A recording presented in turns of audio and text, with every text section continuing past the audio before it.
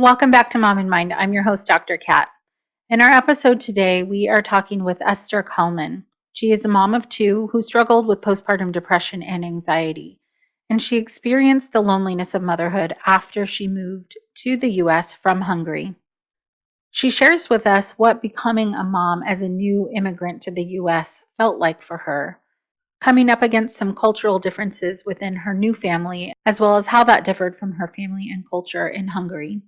She shares a little bit how the loss of her mother prior to becoming a mother herself impacted her, especially as being an immigrant to the US where she didn't have any family here. She talks about the inner turmoil and the shame and guilt that came along for her in her postpartum journey, which ultimately led her into how she made meaning of her experience and how that supported her to go back to school, become a therapist, and help other people who might be going through the same thing. She's been a helpline volunteer for Postpartum Support International and Postpartum Health Alliance of San Diego for many years. Even though she was born and raised in Hungary and lived in Spain and in Italy, having lived in San Diego for 12 years, she truly loves her new home.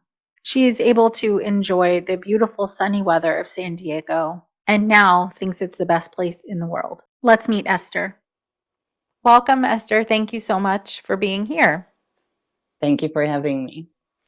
Um, yeah, I've known you for some time in and around the perinatal mental health circles, but I haven't heard your story. And I know that some of the things we're going to talk about are also related to and the immigrant story, your immigration story, and how that impacted you. So I know there are so many people that will be able to relate on some level. Um, so yeah, I'm really interested. Just have feel free to start wherever you'd like with your own story. hmm So I moved to California back in 2011, and it was a very quick move. I was born and raised in Hungary. I lived in Italy, where I met my future husband, who is from California. And basically, after a couple of months of knowing him, I decided to move over here to San Diego, and I still live here. And it was first, it was just a major culture shock to me because it's so different Yeah. than where I was born and raised in every sense. Mm. So Mhm. first, I kind of had to get used to that, which took me years to really feel comfortable where I'm at today. Yeah. And okay, long story short, I moved here and things started to speed up. Within about a month, we got married, and a couple of months later, I was pregnant with my son. So the time Um, frame from when you met him to when you were pregnant was about how long? okay, so I met him in 2008, but I Mm. didn't really start talking to him and getting to know Mm. him up until 2010. Oh, okay. So then for a couple of months, everything was online. And then basically in November, we decided that I would move here to California, and we got married here in San Diego in January. And then I was pregnant, I think in August or September. So it was very quick. We Hmm. never really had like this dating period where you really get to know each other, right? Hmm. Which is so important. And we just never had that. Hmm. And my family was back in Hungary. They are still there. Hmm. I lost my mom back in 2006, so I didn't even have her in my life. Oh, okay. And my husband, he's from a Mexican American family. His family was living in a different city as well. And it's Mm. even that experience, which I can talk about later, that the cultural differences Hmm. in terms of the culture of the family, how that really impacted me when I became a mom. Yeah, yeah, yeah. Yeah, all of Um, that's so important. Hmm. mhm. And so I got pregnant really quickly, and 9 months later, I just had a baby. Hmm. Hmm. and and I had an easy pregnancy, so I was very lucky. I didn't have any issue with that. but just like probably many moms, I really thought that it's just going to be almost like a piece of cake, a walk in the park. What's the big deal? I'm just going to have a baby. And Right. maybe because I don't know, I was not educated on it. I maybe I didn't really want to face the reality of motherhood, or I didn't know what it Mm-hmm. would entail of. Um, it was a shock. And Mm-hmm. it started actually with my birth, um, because when I went into labor, so my husband's family is he comes from a very different like culture. His parents, his siblings, they see family very differently. Like they are very involved in each other's lives, or Mm-hmm. at the time they were. And his mom had told us that, oh, she's going to come down to help. And I should have listened to my gut feeling, because by then I had a chance to get to know them, and not that there's anything, bad or good about them. It's just very different. And I Mm. think when you're pregnant, when you're a mom, it's so hard to set those boundaries and Oh just be yeah. able to say no when you know it's not going to be the right help. And I didn't do Mm-hmm. that. I wish I Mm-hmm. had done it. Mm-hmm. And basically I was in labor. You wanted to say something. Oh no, I was Oh. wondering, yeah, thank you. That like the difference in culture in terms of your family of origin, or even like the culture of Hungary, is our Mhm. families not as like involved in the same ways your husband's family was? Um, they are involved, but there's more privacy. Oh, okay. So Got it. Mm-hmm. they honor more privacy than, Mm-hmm. let's say, than my husband's family, or Okay. the culture of his family. Sure.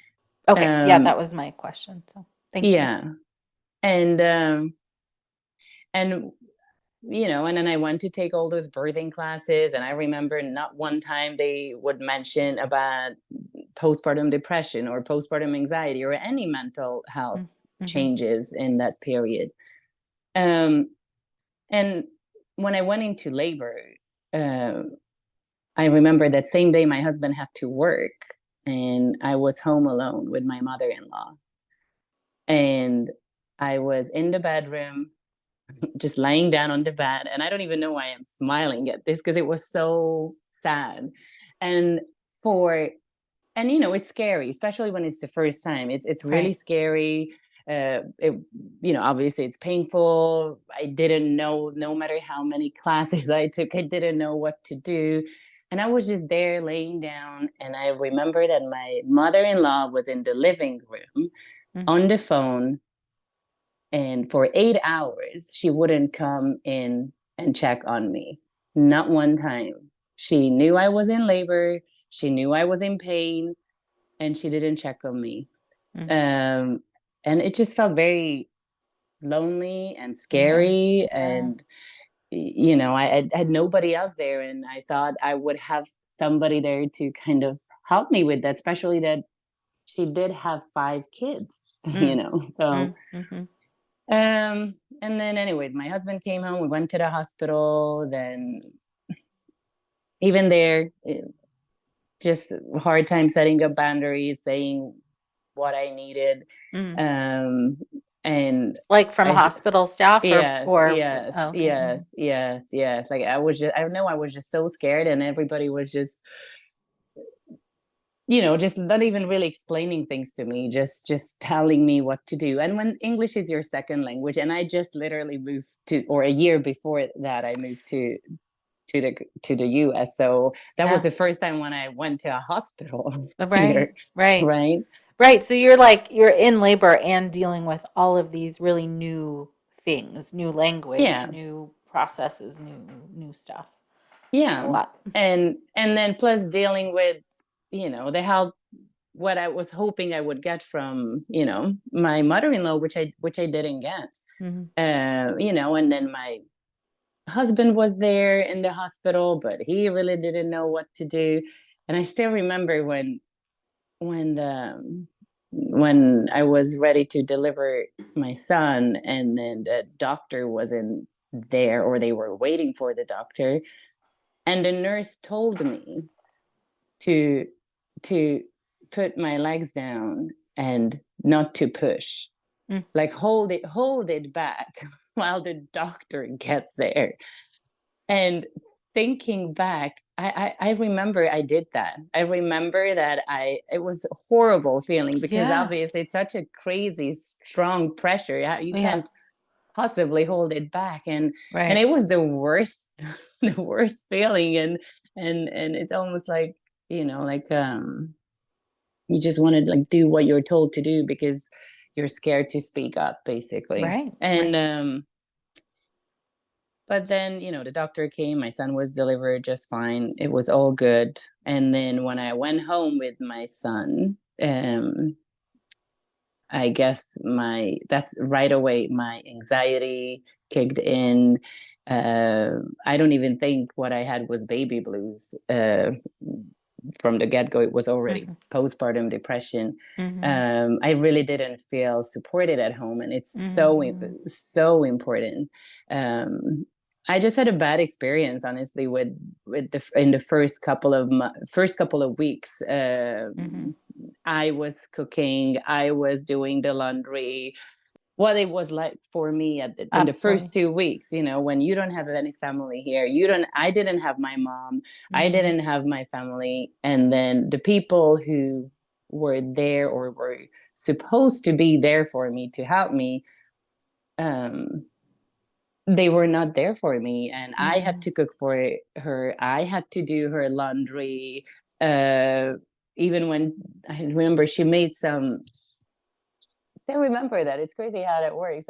One Yeah. morning I woke out, and then I woke out and I see her cooking in the kitchen for her son breakfast.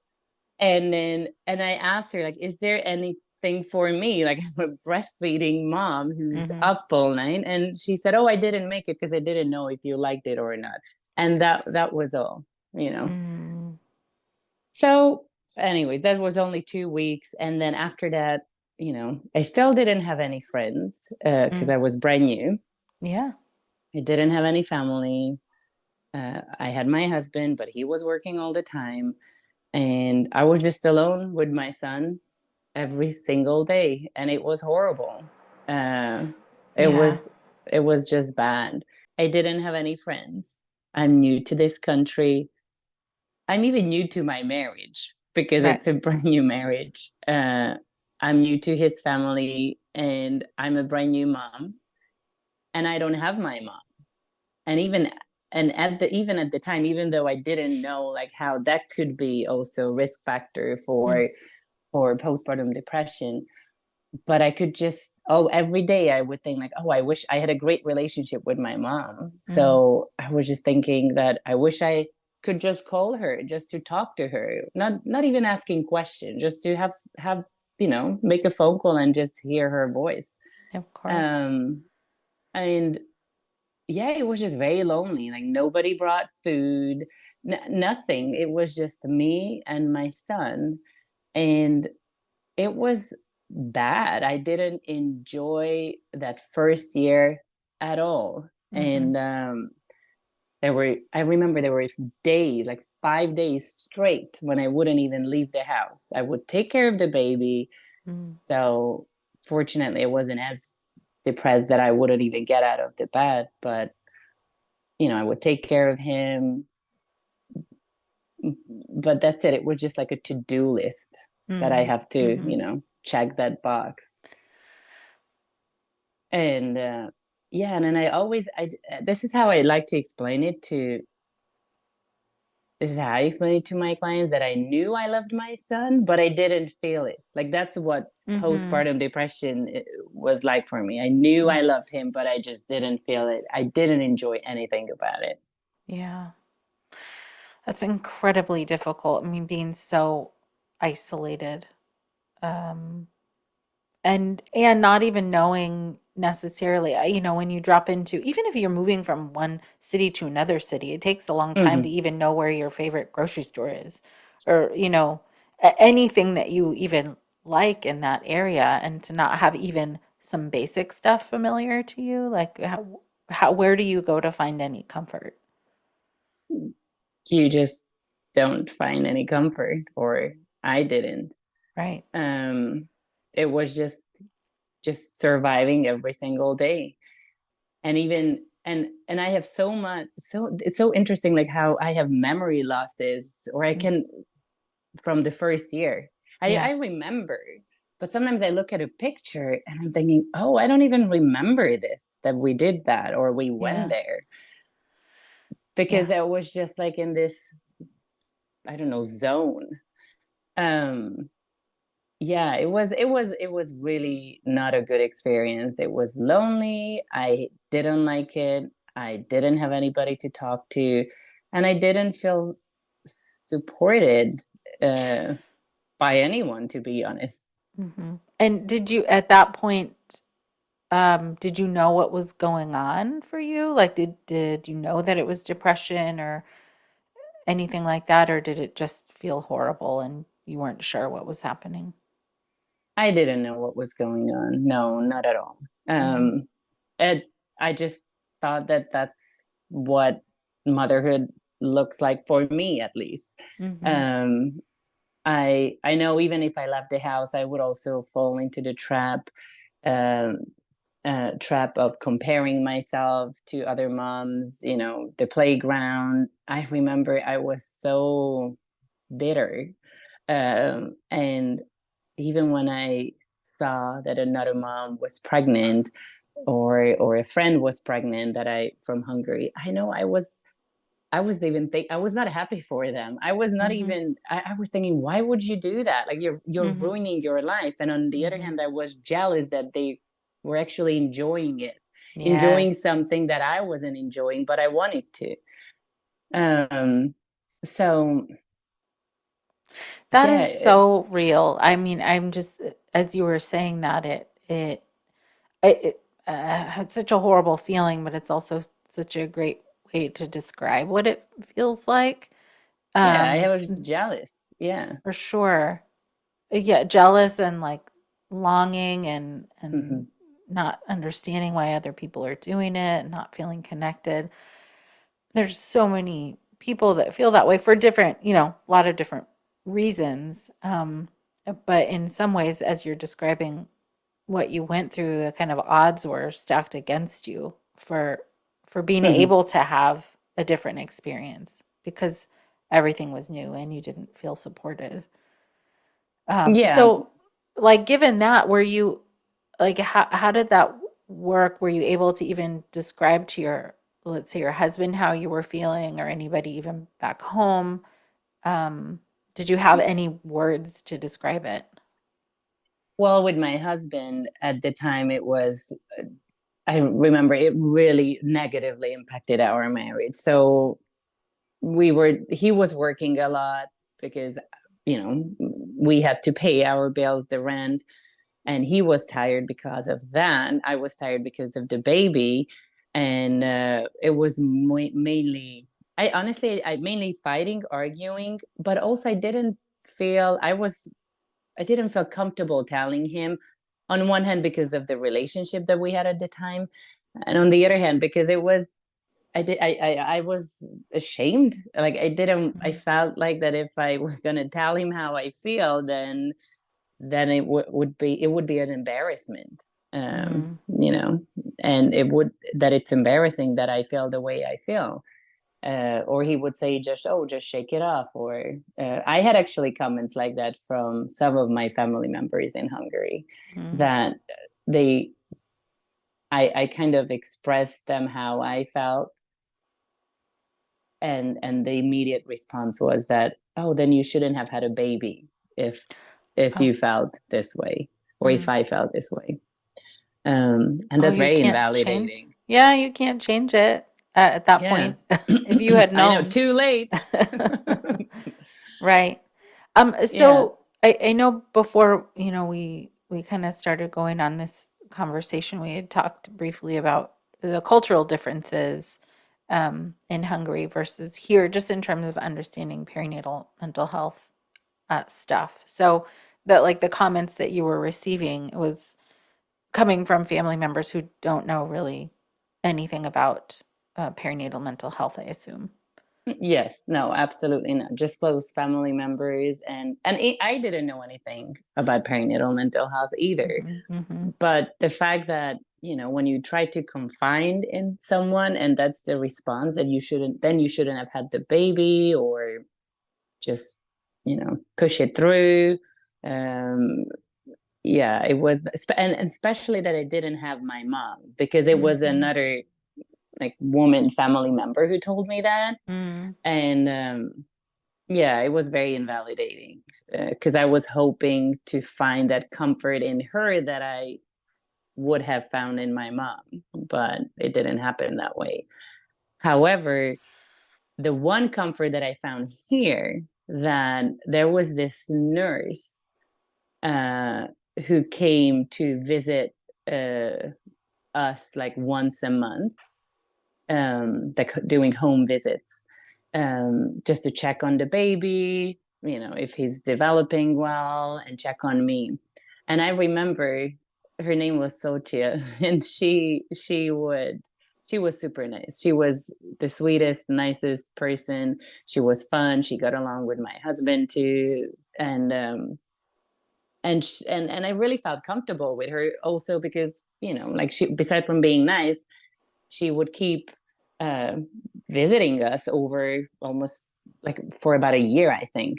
And I Mm. felt the most comfortable with her. And I know she would do screenings on me, and I would just, the self-administered screening, like the Edinburgh scale for postpartum depression.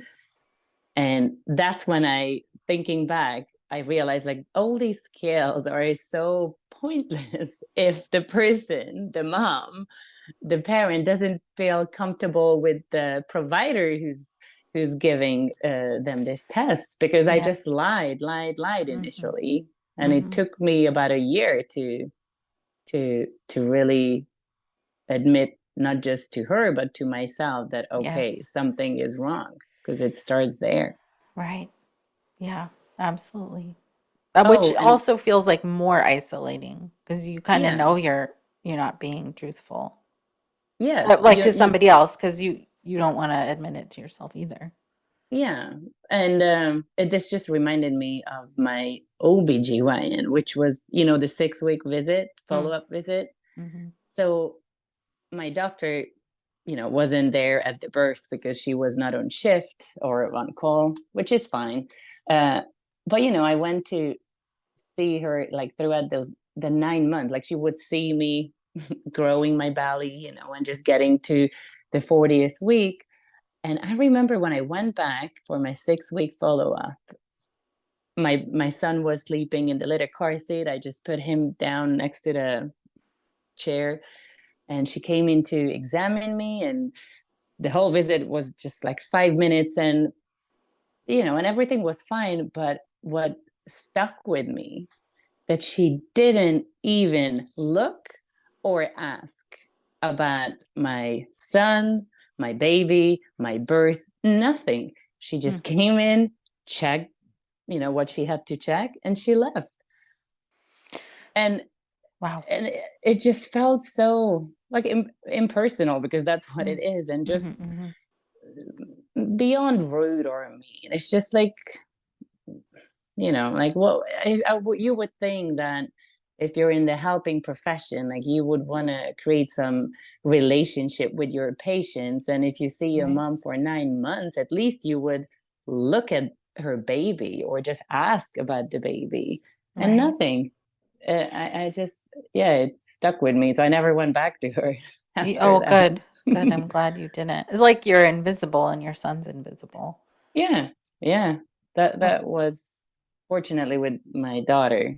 My doctor was amazing, so that was a oh, whole nother story. okay. Good. But going back to the nurse, so because of Sochi, after about a year, even though I kept lying on that Edinburgh scale, I remember, like, after about 12 months, my son was more than a year old, Mm. when I was alone one night, and I sent her a text message, because that's how good our relationship was, that I would have her cell phone number.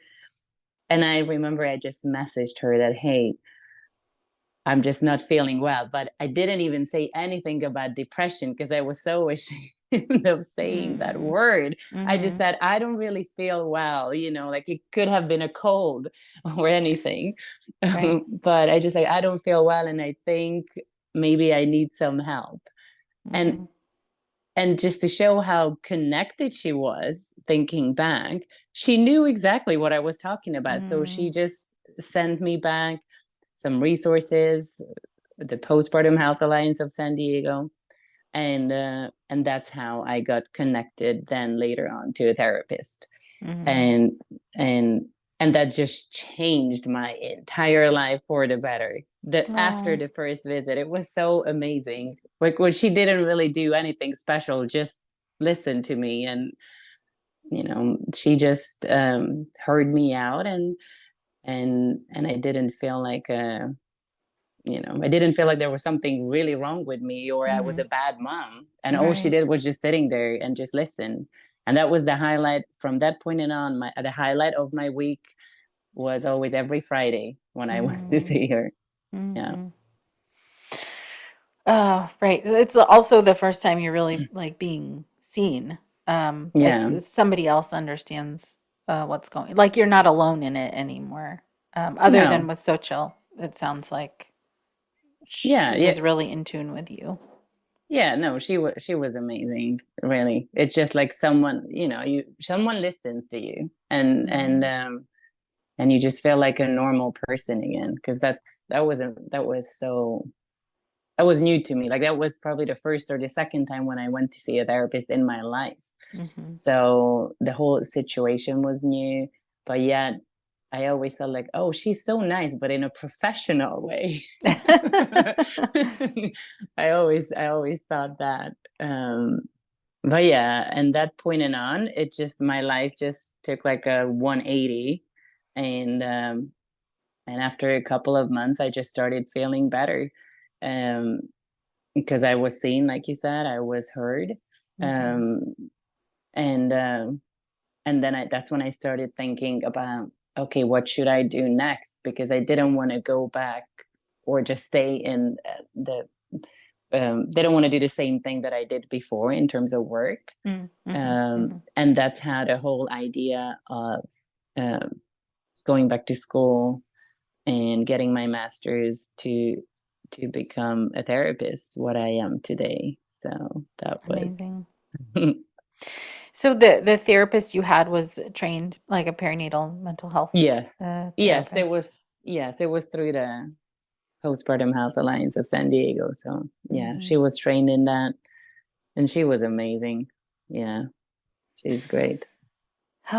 So, I mean, right, like so many of us who come into this profession come into it from through some kind of suffering first and realizing how much we didn't know. Um, Hmm. but you, if I can go back for just a second before we like come back to what you're doing now, um, you, you were because I think the cultural piece is really important too about like where you in Hungary, where you came from, there's no real discussion about mental health, right? No, not really, or not at the time. Not Maybe at it's that a little time. better now, but still, it's in baby shoes.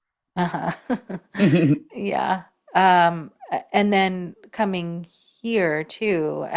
So it's just like there's so many layers that you had to work through too of just like understanding the mental health part of it, um, let alone the transition into motherhood.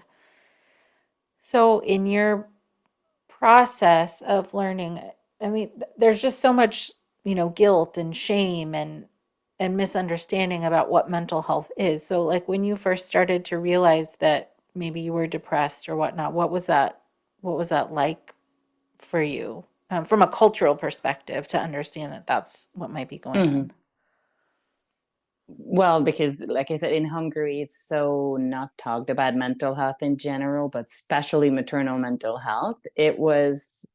I didn't even tell my dad or anyone who I knew in Hungary that I'm seeing a therapist. I don't even think here in even here in the US, only maybe just my husband knew it and one of my best friends. Mm, And that's on. So that was also attached to it. I would always tell the people like, oh, I have an appointment to go to. mm, yeah. I wouldn't say like, oh, I'm gonna go and see my therapist when you say if you go and see your OBGYN or your doctor, right? That's not a Right. problem to say. And so that cultural piece really stuck with me, that Mm, we don't talk about that. Um, and even though I saw a therapist, I wouldn't really talk about it openly. But it mm, took me years. Honestly, just that's why I always say like postpartum depression or just perinatal mental health is the sneakiest mm, uh, illness that exists, because even though after you are healed or you start feeling better, um, the guilt piece just time to time just like pops up. mm, Even in mhm, these days, sometimes, like I said, like there are pictures that I look at and I don't even remember that we did mhm, that, or what it mhm, felt like at the time to be there or doing something with my son. And it just popped the little tiny bit of feelings of guilt, like, oh my gosh, like it's horrible that I felt the way I felt, even though it wasn't my fault. I know that. But uh, it just, there's a little guilt that, oh, I wish I could have done differently, or I wish it would have never happened to me, or if I had reached out for help sooner and mhm, not after a year. So it always just kind of sneak up on you. And even after I became a volunteer, like years after I became a volunteer for PSI and Postpartum Alliance of San Diego, it's crazy. It almost felt like that I was wearing a mask the whole time, that mm, everybody knew that around me. I knew that they knew mm, that probably I'm here and I'm a volunteer because I experienced something like that. But I never openly talked about it. And that, not that you have to, but I felt that I was I wasn't really genuine. It wasn't the real me. mhm, And I just, and I that piece, cultural piece from Hungary was with me, that mhm, while I'm a volunteer for PSI, I'm helping other moms. I'm a therapist and helping other moms, but I'm not gonna share my own story publicly. And just about a couple of years ago, I think PSI had some initiative on like a not really initiative, but they just organized something on social media and they were looking for people to share their stories. And then mm, I said, okay, I'm going to do it now. And it's just like when you break the glass ceiling, it was just mhm, so good. And after mhm. that, I'm talking about it everywhere now. Right. Mhm, And it just, once you start talking about it, you realize that there's nothing embarrassing about it. It's the opposite. mhm. Right. I'm so glad you said that. It is really hard to break through that, with that shame and guilt and I don't know if it felt like empowering for you to not have to hide anymore. Yeah, very Uh, empowering. Yeah, you mhm, just feel like that I think when you get to that point, that's when you can really maybe say or feel that you are healed. When you can just openly talk about it, mhm, even if it's not so publicly on social media, but just like mhm. openly, maybe in your with people who you trust, and you can tell them. Yeah. That's what it was like for me. So that, I mean, all of that then took you back to school. I mean, obviously your experience took you back to school, and now this is what you do. Yeah. Now I'm really, I do what I love to do the most. Mm, And I'm glad I went back to school. Though I remember in school, you know how you often have professors that are just teaching but not actually practicing. And I mm, remember in school, just to going back to the previous piece, in school I remember some of my professors, they always say like, no self-disclosure, only if it serves the client, and mm, even then be very careful. and And I remember when I went to see my therapist, I asked her, I wanted to know if she did experience or if she had experienced postpartum depression or postpartum anxiety. And she did answer. She did give me a hug after the sessions, Mhm. which in school, it's a big no. You don't touch Mhm. your clients. Mhm. And and it just took me back there that how much school can be so different from reality, especially in the world of perinatal mental health, when Mhm. it's such a like a vulnerable period, and such a very difficult, hard period of that parent's life, that all they want to know if you can relate, not Yes. necessarily you share all your story to all the details, Mhm. but they want to know if you understand what they are going through. Um so that was Yeah. also another piece from school that, yeah, sorry, go ahead. No, I was just going to agree with you on all of those points. It's really true. I find that to be true for supporting this population, perinatal mental health.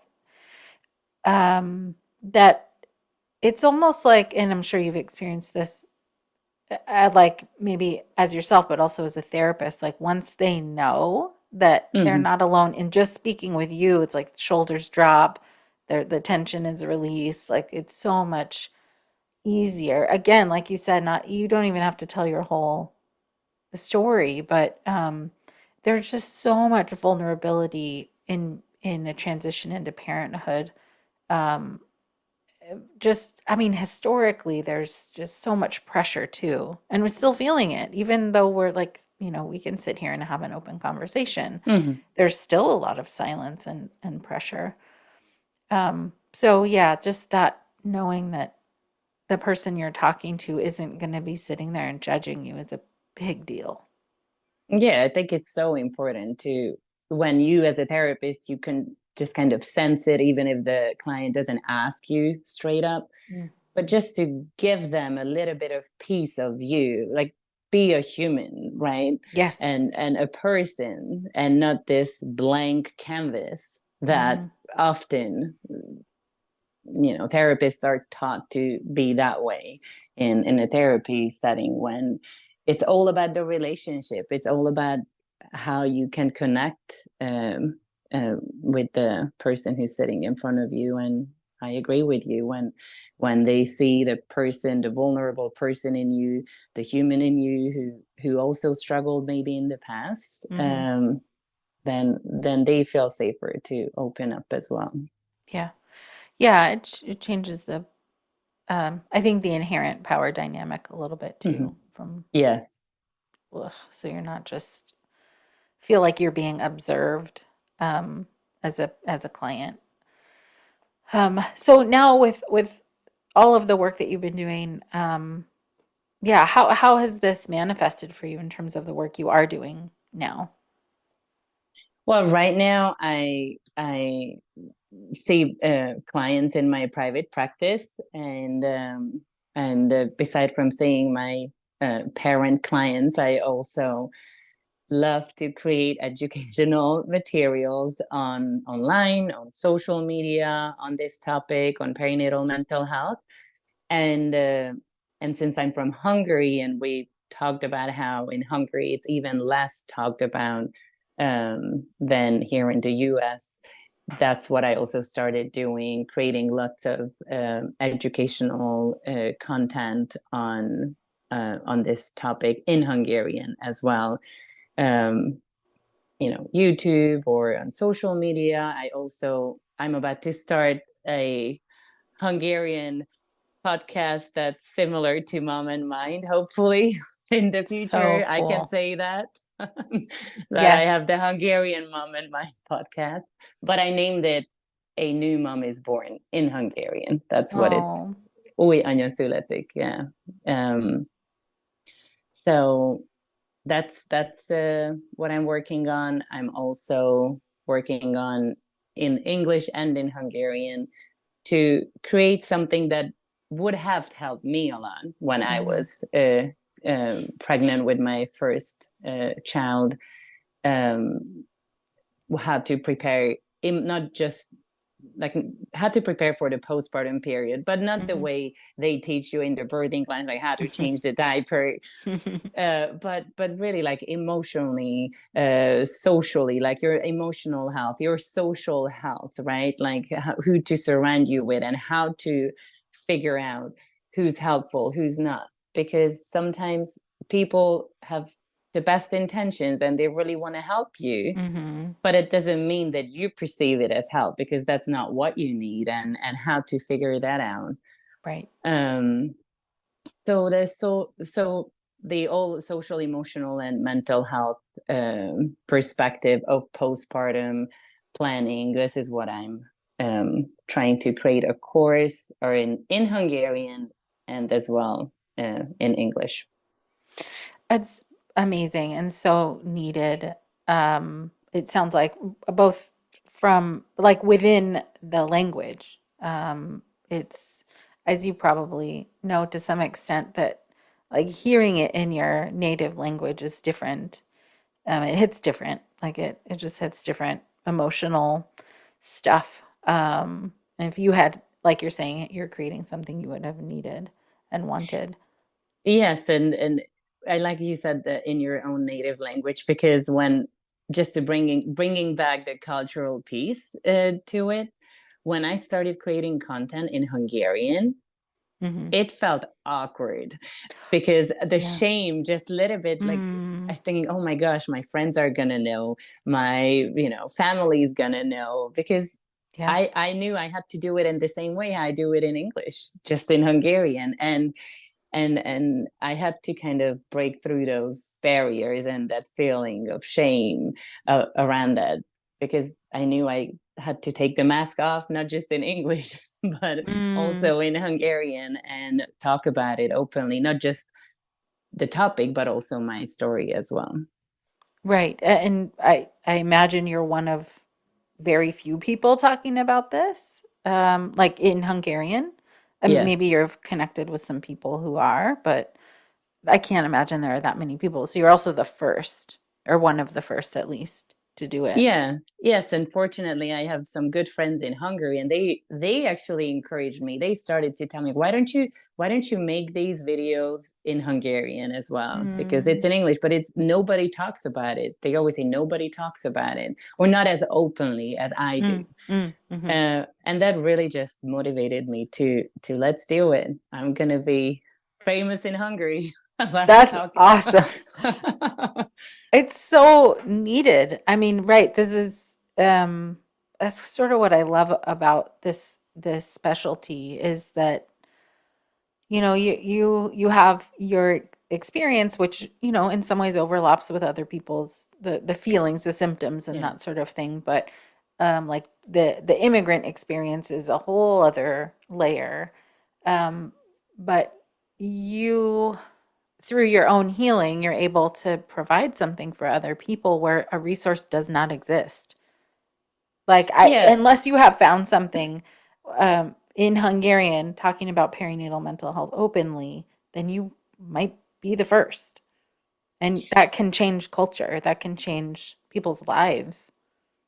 Well, I hope I can really just, help any moms, but in Hungarian, obviously, lots of Hungarian parents. Sometimes I get um, messages in Hungarian, not just from moms that are currently moms, and they just say that, oh, Mm, thank you for talking about it, because I wish they had told me this or that. But I get messages from grandmas in Hungarian saying that, oh, you know what? 40 years ago, I wow. did go through this and Wow. nobody talked about it.